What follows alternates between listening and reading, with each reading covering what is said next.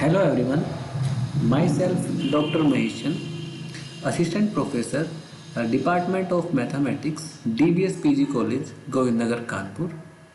आज हम आपको इंटीग्रल इक्वेशन के बेसिक कंसेप्ट्स के बारे में बात करेंगे, जो कि MSc 4th सेमेस्टर का एक पेपर है।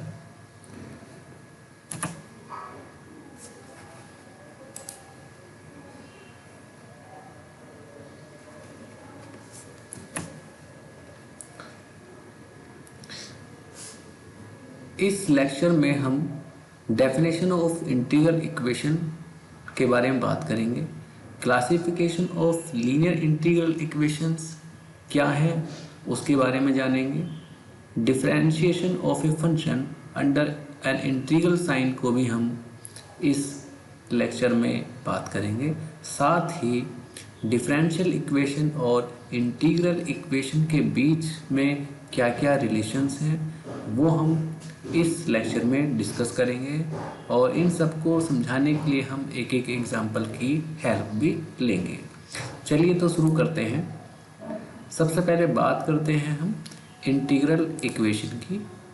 Integral equation is an equation in which unknown function is this phi to be determined appear under one or more integral sign is called integral equation। जैसे phi x is equal to x plus 2 integration from 0 to x minus psi phi psi d psi, ये भी हमारा एक integral equation की example है। साथ ही हम देखते हैं कि phi x is equal to minus 5x plus integration from 1 to 3x phi psi का स्क्वायर d psi, ये भी हमारी एक इंटीग्रल इक्वेशन का एग्जाम्पल है। दोनों ही इक्वेशन में सिर्फ इतना फर्क है कि पहली वाली हम लीनियर इंटीग्रल इक्वेशन कहेंगे और सेकंड वाली इंटीग्रल इक्वेशन को हम नॉन लीनियर इंटीग्रल इक्वेशन कहेंगे। लीनियर इंटीग्रल इक्वेशन क्या होती है? An integral equation is called linear if linear operator are performed in it upon the unknown function, that is the equation in which non-linear function of the unknown function are involved। For example, phi x is equal to fx plus lambda integration from a to b kxi phi psi d psi, ये हमारी एक linear integral equation है।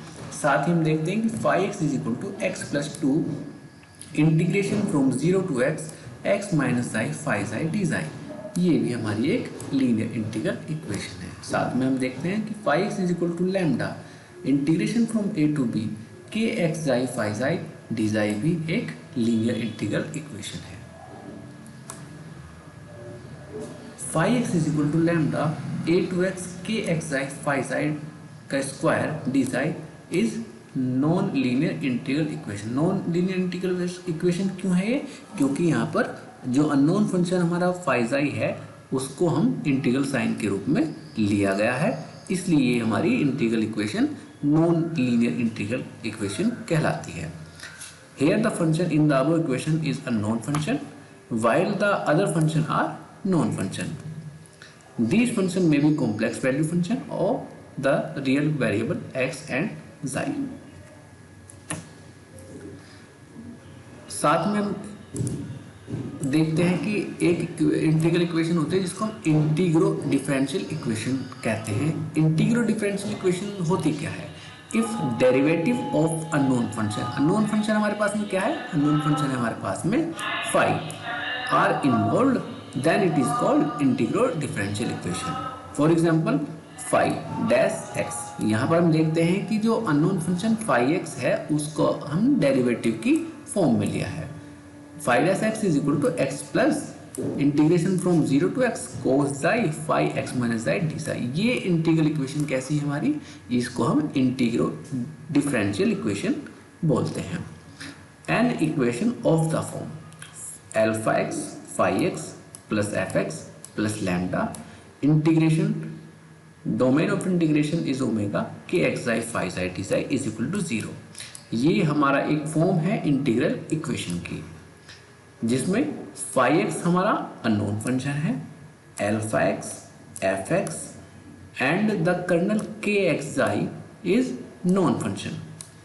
यहाँ lambda is non zero, real भी हो सकती है, complex parameter भी हो सकता है। The integration extend over the domain omega of the analytically variable जाई।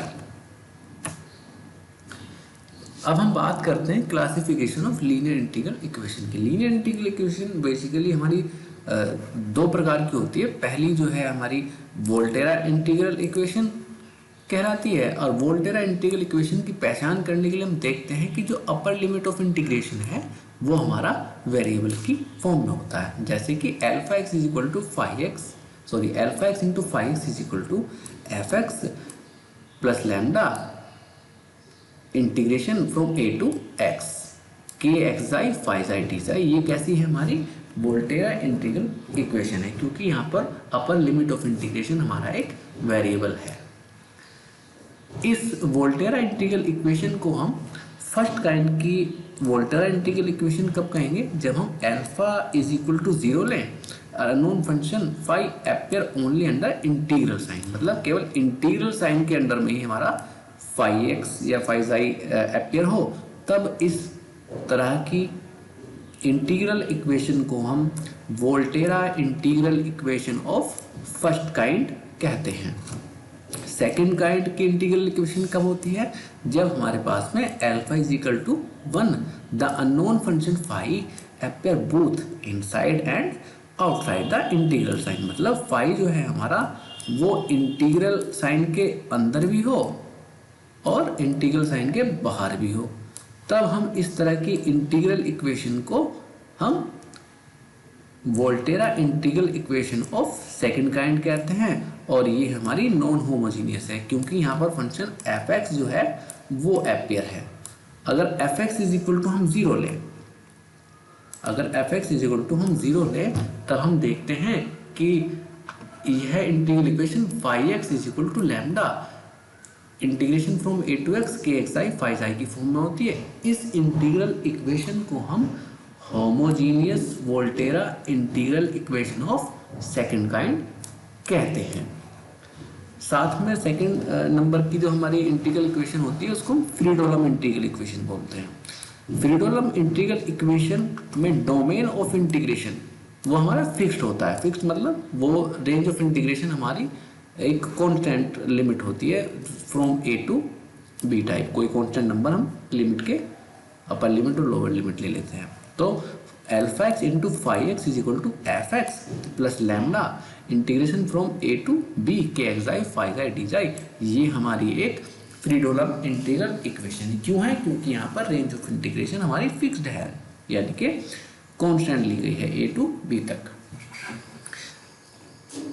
सेम वोल्टेरा इंटीग्रल इक्वेशन की तरह हम फ्रीडोलम इंटीग्रल इक्वेशन को भी फर्स्ट काइंड कब कहेंगे, जब alpha is equal to zero हो और अननोन फंक्शन फाई जो है appear only under the integral sign, मतलब केवल इंटीग्रल साइन के अंडर में ही केवल फाई आए, तब हम इस इंटीग्रल इक्वेशन को Fredholm integral equation of first kind कहते हैं। सेकेंड काइंड की फ्रीडोलम इंटीग्रल इक्वेशन के लिए हम एल्फा इज इक्वल टू 1 लेंगे और अननोन फंक्शन फाई जो है वो inside and outside the integral sign हो, तब वो हमारी Fredholm integral equation of second kind कहलाती है। क्योंकि यहाँ पर एफ एक्स जो है वो कैसा है, वो नॉन जीरो है, तो इसलिए हम इसको non homogeneous Fredholm integral equation of second kind कहेंगे।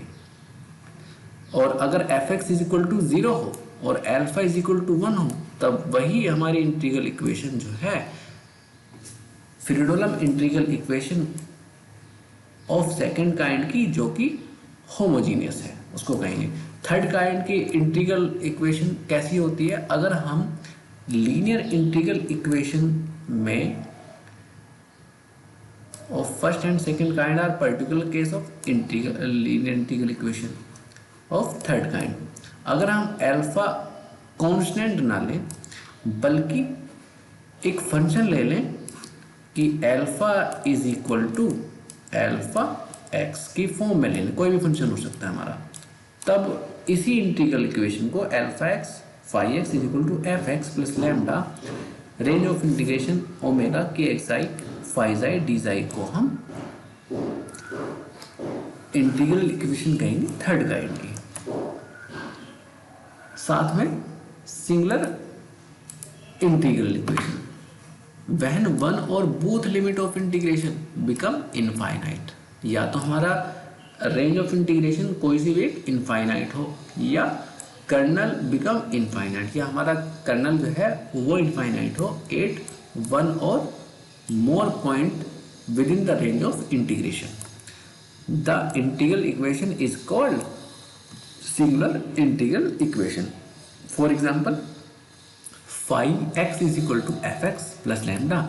यहाँ पर देखते हैं कि रेंज ऑफ इंटीग्रेशन कैसी है हमारी, माइनस इन्फिनिटी टू इन्फिनिटी है, और कर्नल जो हमने लिया है expansion of minus mod x minus xi phi i d xi. यहाँ f x is equal to integration from a to x x minus xi की पावर माइनस अल्फा और phi i d जाई।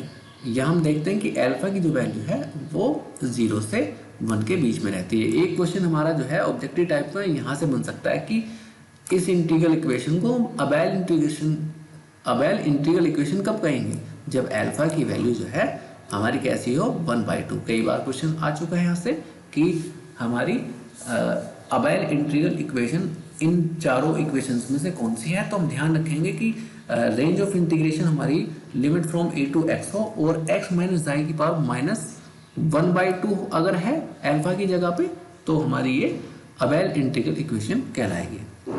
Non linear integral equation मैं पहले ही बता चुका हूँ, if the unknown function appear an integral sign to a power n greater than 1, then equation is said to be non-linear integral equation. For example, phi x is equal to fx plus lambda integration from a to b kxi और phi की power n, यही पहचान है non linear की और linear की। अगर n is equal to 1 है तब ये इक्वेशन हमारी लीनियर इंटीग्रल इक्वेशन कहलाएगी, और जब n इज ग्रेटर देन 1 है तब यही इक्वेशन हमारी नॉन लीनियर इंटीग्रल इक्वेशन कहलाएगी।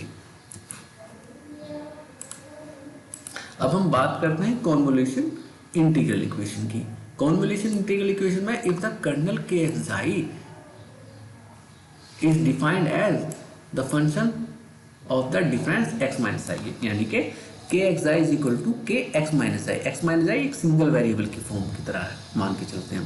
Then equation is of convolution type where K is certain function of one variable, then the integral equation phi x is equal to f x plus lambda a to x के x minus i phi i d i, and the corresponding Fredholm integral equation phi x is equal to f x plus lambda a to b K x minus i phi i d i. ये दोनों ही हमारी convolution integral equation है, is called integral equation of convolution type. The function defined by the integration from 0 to x K x minus i phi i d i is equal to limit of integration from 0 to x K i phi x minus i d i is called convolution, और the fault of the two function k and phi are known as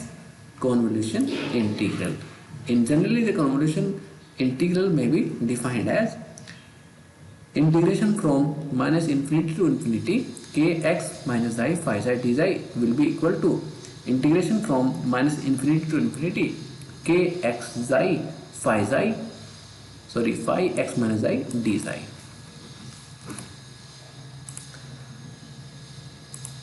यहाँ हम classification of linear integral equation को basically समझ सकते हैं कि integral equation जो है हमारी वो नॉर्मली 3 तरह की होती है, एक तो लीनियर, एक नॉन लीनियर और एक सिंगुलर। हम देखते हैं कि जो लीनियर और नॉन लीनियर इंटीग्रल इक्वेशन होती हैं वो वोल्टेरा इंटीग्रल इक्वेशन होती है या फ्रीडोलम इंटीग्रल इक्वेशन होती है। वोल्टेरा इंटीग्रल इक्वेशन में हम upper limit of integration variable लेके चलते हैं, जबकि फ्रीडोलम इंटीग्रल इक्वेशन में हमारा डोमेन ऑफ इंटीग्रेशन वो कैसा होता है, फिक्स्ड होता है। और ये दोनों ही इंटीग्रल इक्वेशन हमारी फर्स्ट काइंड की होती है, सेकंड काइंड की होती है और थर्ड काइंड की होती है। फर्स्ट काइंड में हम अल्फा इज इक्वल टू 0 लेके चलेंगे, तब f x is equal to lambda range of integration K x i phi i d i. और सेकंड काइंड के लिए अल्फा इज इक्वल टू हम 1 लेके चलते हैं, और थर्ड काइंड के लिए हम alpha is prescribed as the function of x लेके चलते हैं। और जो हमारी सेकंड काइंड की इंटीग्रल इक्वेशन होती है वो हमारी होमोजेनियस और नॉन होमोजेनियस होती है, जिसमें नॉन होमोजेनियस के लिए हम f x not equal to 0 put करेंगे और होमोजेनियस के लिए f x is equal to 0 put करेंगे। तो ये हमारा क्लासिफिकेशन है लीनियर इंटीग्रल इक्वेशन का, सॉरी इंटीग्रल इक्वेशन का।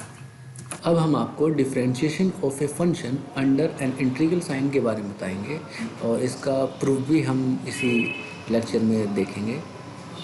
Suppose in defined by the relation, और रिलेशन किस तरह से रिप्रेजेंट करेंगे हम बोला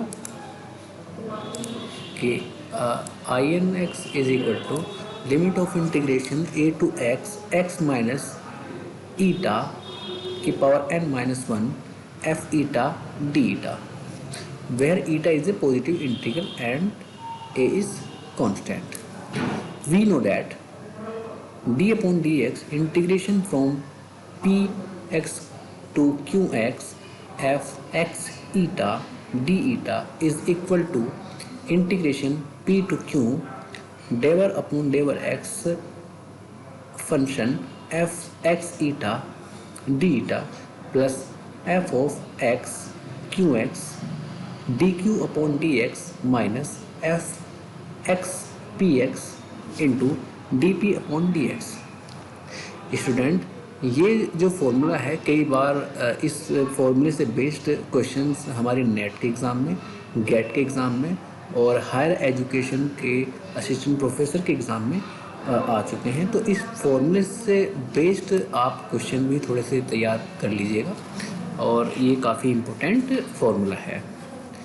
which is a valid if f and dever f upon dever x are continuous function of both x eta and the first derivative of px and qx are continuous. Differentiating the equation first under the integral sign, we have d upon dx of in is equal to n minus 1 integration a to x minus eta की power n minus 2 f eta d eta plus x minus eta की power n minus 1 f eta 8n is equal to x. After simplification we get din upon dx is equal to n minus 1 in minus 1. From the relation first we have I1 is equal to integration from a to x f eta d eta implies that di1 upon dx is equal to fx.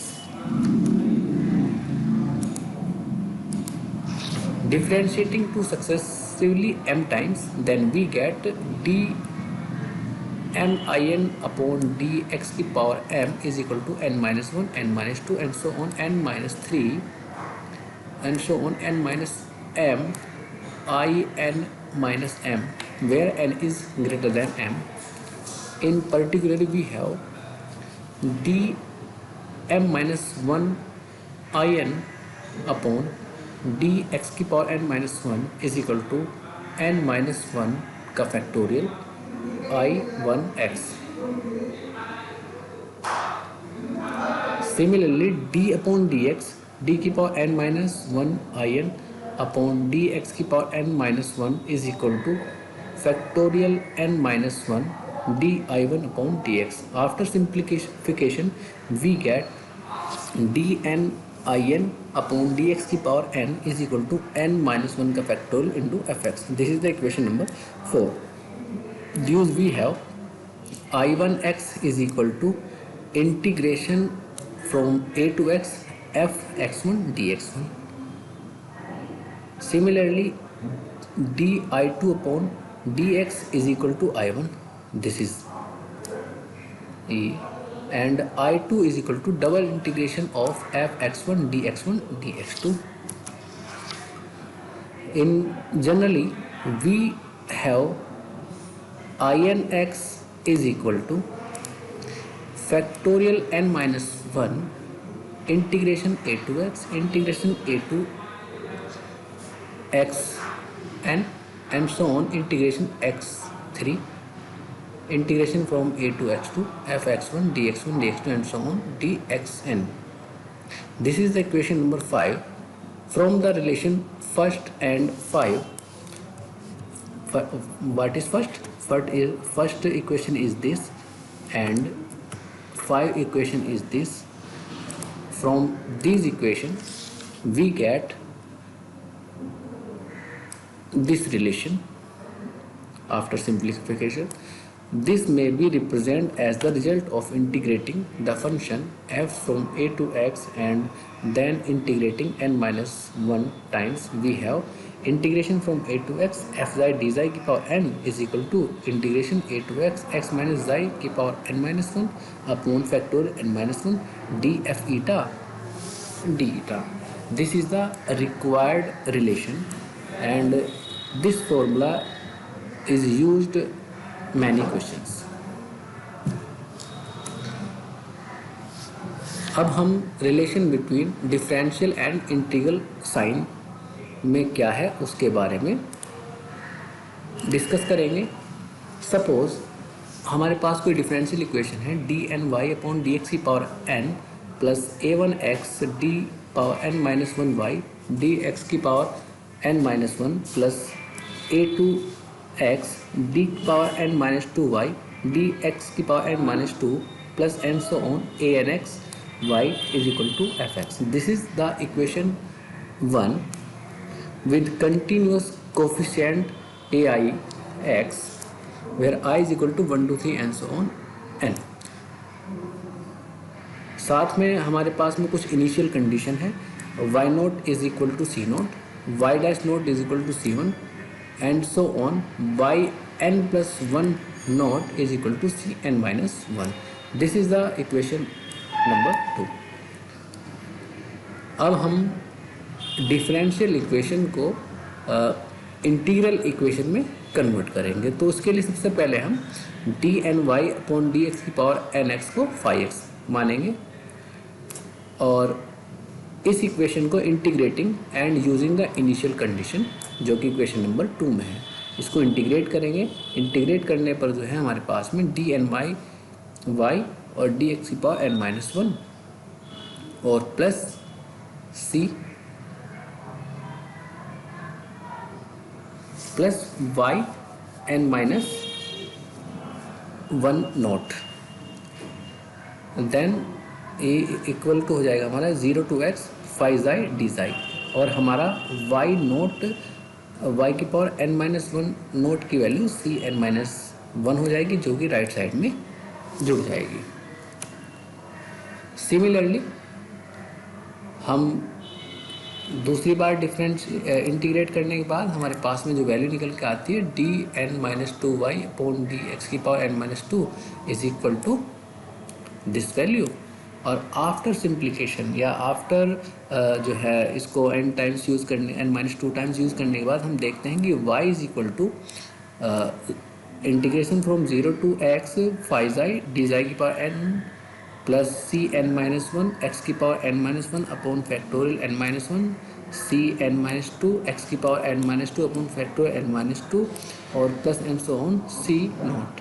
ये हमारी equation number 3 है. अब हम देखते हैं कि हमारे पास में y की वैल्यू है y डैश की वैल्यू है y डबल डैश की वैल्यू है और जो भी हमारी इक्वेशन नंबर फर्स्ट में जो है वो सारी वैल्यू हमने फाइंड कर ली हैं. अब हम इन सारी वैल्यू को इक्वेशन नंबर फर्स्ट में पुट करेंगे where integration from 0 to x phi xi d xi की power n represent the multiple integral of order n.